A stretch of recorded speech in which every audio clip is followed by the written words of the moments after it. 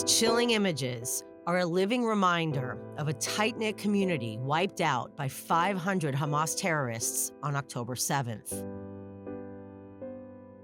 On this fateful day, 47 members of Kibbutz Nir Oz were murdered, and 76 were taken hostage into the tunnels of Gaza, representing 1/4 of the entire bedroom community of 400. Kibbutz Nir Oz is the ground zero of Israel. The first soldier got inside the kibbutz after the last terrorist left. But there is life after death. Well, Nir Oz isn't the 7th of October. Nir Oz it has a long history and it has a lot of people, and it shouldn't be remembered just as this tragedy that happened to it on its one day.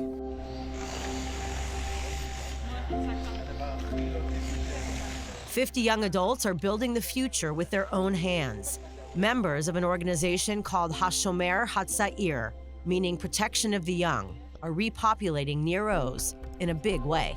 I'm originally from Brazil, from Rio de Janeiro, and I made Aliyah. I moved to Israel about 4.5 years ago.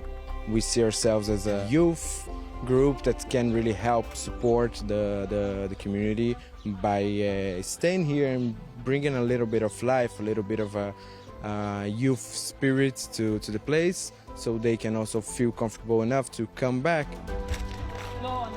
It's not a program. They're not coming for a year.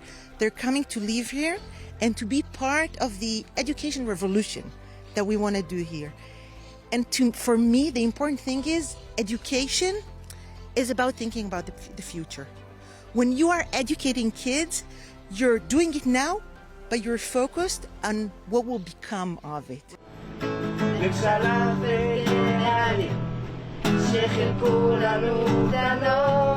And having a purpose is music to the ears of this pioneering group.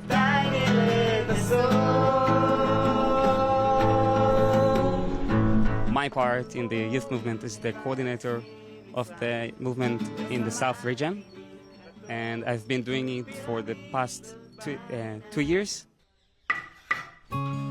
With the support of philanthropists, the Kibbutz Movement Rehabilitation Fund, and the Homeward Initiative, among others, new homes are sprouting alongside those destroyed on October 7th. It's not just the construction, it's living here, it's going to the pub, and it's going to the pool, and it's having dinner together. We know the community, and we're seeing them talking about returning home and coming back home, and they've allowed us to come here and join the effort of rebuilding this amazing community. A community whose fate is still blowing in the wind. I think people need like this wind of change. It's like a cold breeze in the hot summer days here in the Western Negev. This is the home of the Siman Tov family of 5, all murdered in their safe room on October 7th. This is the home of Sasha Trufanov, who was released from captivity in February. Other Nir Oz members like Arbel Yehud, Gadi Moses, Ofer Calderon, and Yair Horn have come home, but their release is shrouded by the murder of Shiri Bibas and her 2 young sons, as well as grandfather Oded Lipschitz. Not to mention the ongoing torment of the horrific conditions of Matan Zangacher, Ariel and David Cuneo, as well as Eitan Horn, who are still in the depths of Gaza. We didn't know that we were going to have to face a war like this, and we were going to have to face the massacre of 7th of October.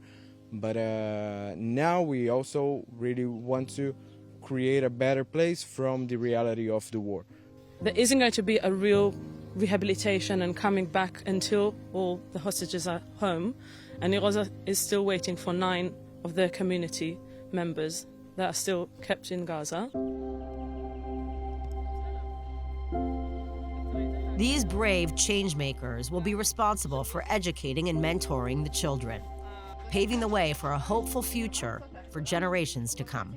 Me personally, I have the role of educating and protecting and to rebuild the community and to let people come back home and to let them feel that they are not alone. It's really hard, but it's also really inspiring to see people from the community of Nir Oz that don't live here today coming back home, and we can help a little bit. We have to remember that this area is not only October 7th, it had a vast history and it's going to have a wonderful future, but October 7th will always be part of what happened to this place.